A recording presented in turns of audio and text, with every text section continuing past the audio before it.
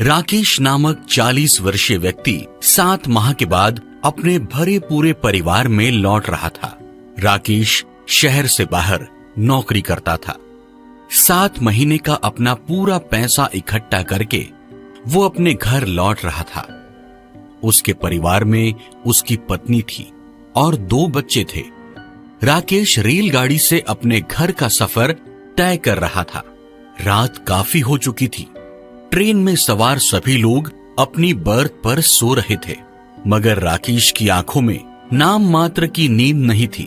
इसका सबसे बड़ा कारण उसे घर जाने की खुशी थी। घर जाने की खुशी में राकेश को नींद नहीं आ रही थी। राकेश के अलावा एक व्यक्ति ऐसा और भी था जो सोया नहीं था।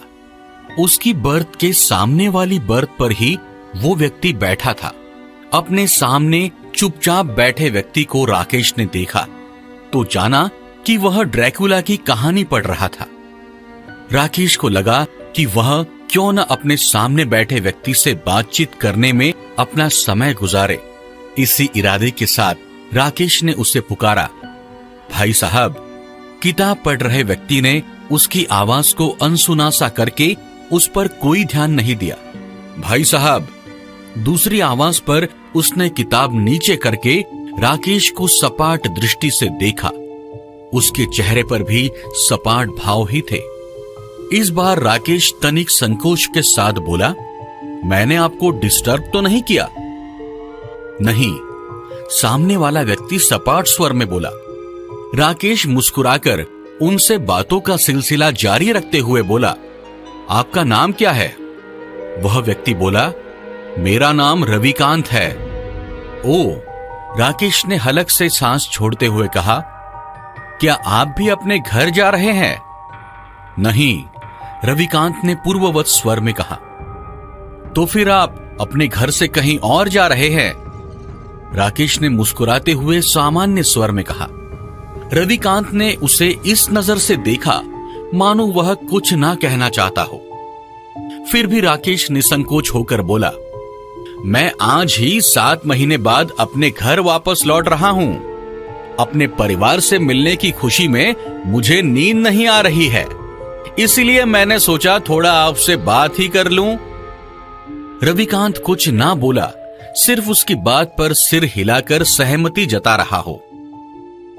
रविकांत के हाव भाव से साफ जाहिर हो रहा था कि वह बात करने के मूड में बिल्कुल नहीं था। वह निरंतर जता रहा था कि जैसे उसे इस समय बात करना बिल्कुल अच्छा न लग रहा हो। मगर आज तो जैसे राकेश चुप रहने के मूड में बिल्कुल नहीं था। वह बातों को बढ़ावा देते हुए बोला, भाई साहब, क्या आप भूत प्रेतों पर विश्वास करते हैं? हाँ, रविकांत ने अपने छोटे से उत्तर में बात को पूरा किया। मगर कैसे?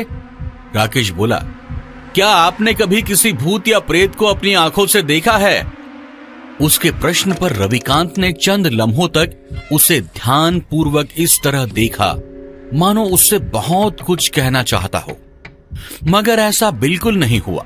कुछ कहने के स्थान पर रविकांत ने किताब अपने चेहरे के सामने की और उसे पढ़ने लगा।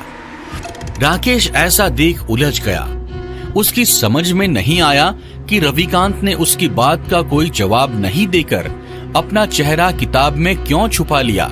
इस बार राकेश ने भरपूर संकोच भरे स्वर में कहा, आपने मेरी बात का कोई जवाब नहीं दिया भाई साहब। जवाब के रूप में रविकांत ने अपने चेहरे के आगे लगी किताब हटाई तो उसका बहुत ही भयंकर चेहरा राकेश के सामने आ गया।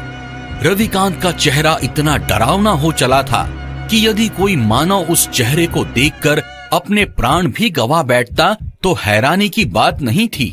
उसका डरावना चेहरा देखते ही राकेश की आंखों में मानो दुनिया भर का खौफ सिमट आया हो। उसके चेहरे की हवाइयां उड़ने लगी हो।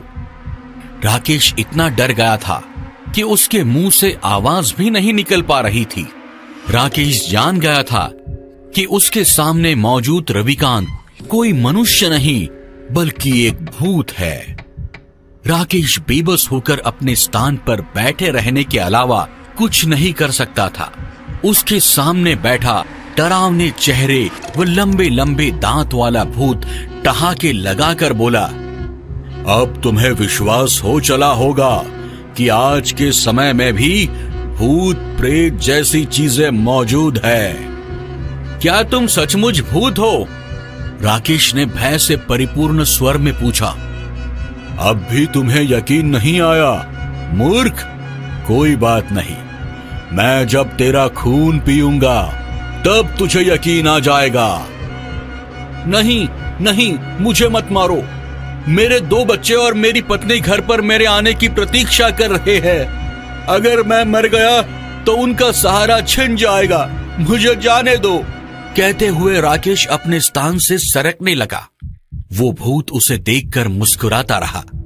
राकेश भागने के चक्कर में अपने स्थान से फुर्ती के साथ उठा और दौड़ पड़ा। उसी समय भूत ने अपने स्थान पर बैठे रहकर ही दाहिना हाथ उठाया। उसका हाथ लंबा हो गया। वही बैठे रहकर उसने भाग रहे राकेश की गर्दन पकड़ ली और उसे अपनी तरफ घसीट लिया। राकेश चिल्लाया, बचाओ बचाओ। उनकी पुकार सुन रेल में सवार सभी यात्री उसके पास चले आए। राकेश ने देखा कि उसके पास आए सभी यात्रियों के चेहरे बहुत ही डरावने हो चले हैं। अब उसे ये समझने में ज्यादा वक्त न लगा कि ट्रेन में सवार सभी यात्री भूत है। पूरी रेलगाड़ी भूतों से भरी है। आहिस्ता आहिस्ता राकेश को चारों ओर से भूतों ने घेर लिया। इस चक्रव्यूह में फंसने के बाद राकेश को हार्ट अटैक आ गया। इसी के साथ सारे भूत राकेश का खून पीने के साथ साथ उसकी बोटी बोटी तक नोच कर खा गए।